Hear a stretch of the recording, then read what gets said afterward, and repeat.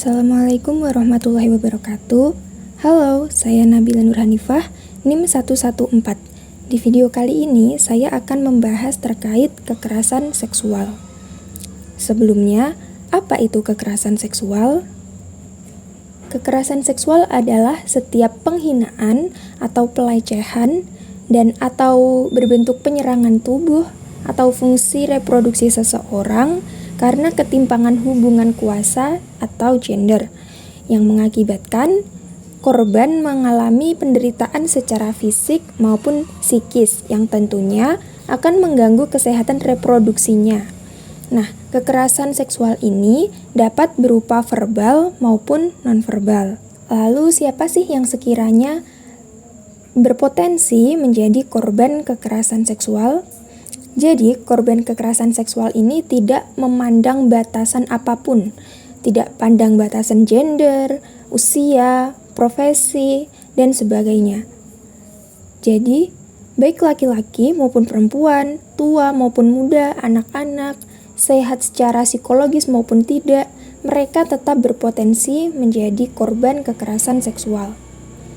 Nah, untuk pelakunya sendiri ini juga sama seperti korban. Mereka tidak pandang bulu.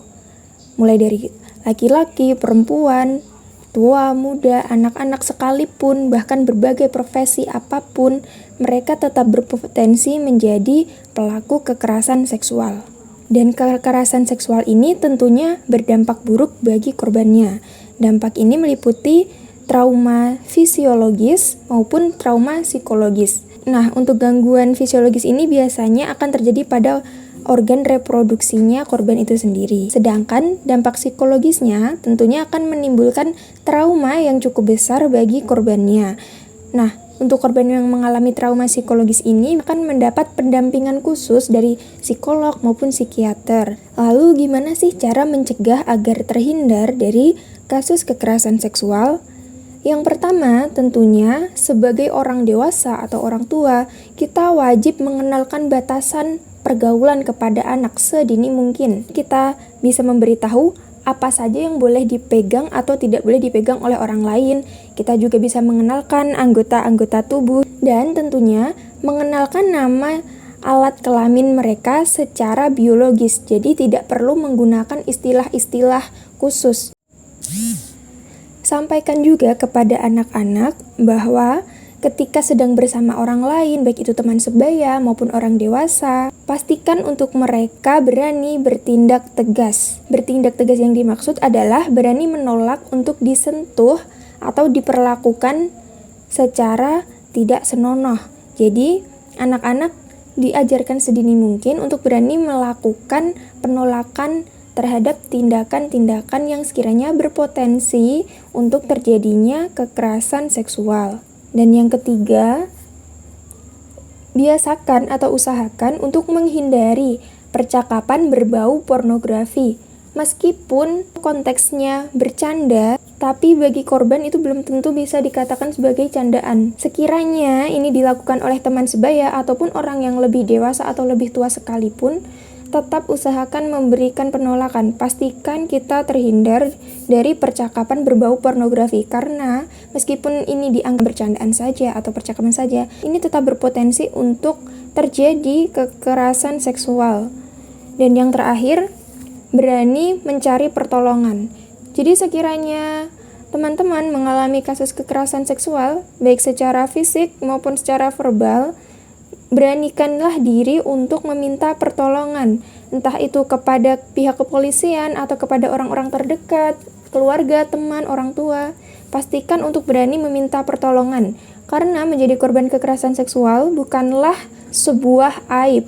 Kita sebagai korban harus berani meminta pertolongan supaya tidak terulang hal-hal tidak menyenangkan kembali.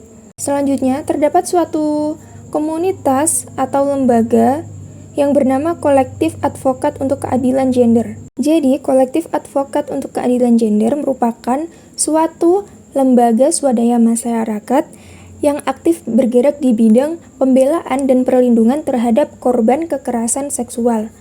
Nah, KAKG sendiri didirikan oleh seorang pengacara. Beliau bernama Justitia Avilaveda atau bisa dipanggil Justitia.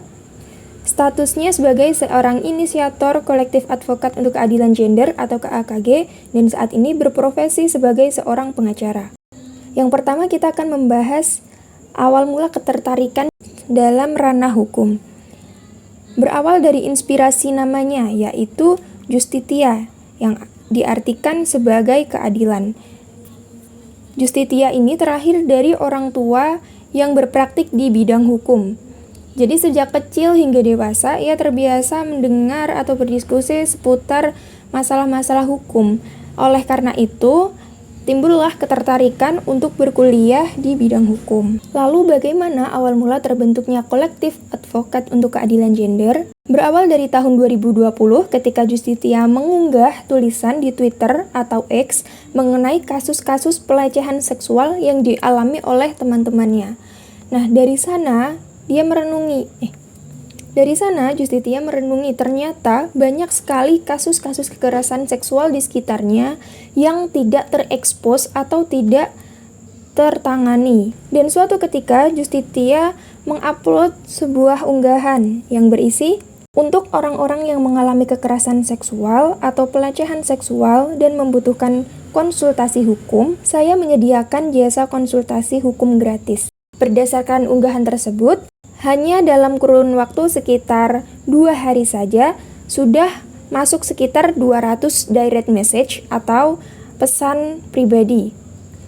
Di sana terdapat banyak sekali yang bersedia meluangkan waktunya, tenaganya untuk membantu kasus para korban kekerasan seksual. Terdapat juga sejumlah pesan dari para korban yang turut ingin meminta pertolongan. Seiring dengan berjalannya waktu, Justitia merasa ternyata kegiatannya ini perlu diorganisasikan secara lebih terstruktur supaya lebih accountable. Untuk itu, Justitia melakukan hearing volunteer untuk membantunya dalam melaksanakan tujuannya ini. Selanjutnya, hingga saat ini, KAKG telah memiliki 42 orang pengacara dan paralegal, staf komunikasi, staf kerjasama, dan staf penelitian, yang tentunya sangat membantu dalam proses penanganan kasus-kasus para korban.